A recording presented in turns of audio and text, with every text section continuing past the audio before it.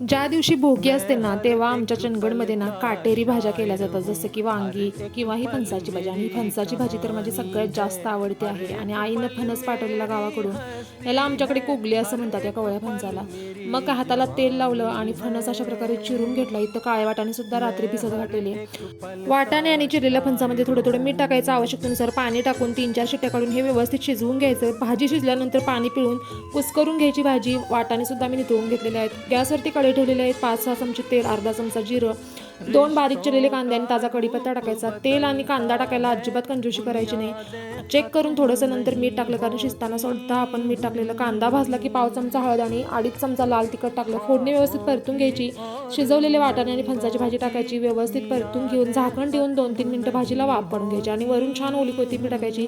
झाली की नाही छान अशी आपली फणसाची भाजी तयार. नक्की ट्राय करा, एक नंबर लागते. आणि रेसिपी आवडली असेल तर चॅनलला सबस्क्राईब सुद्धा करा.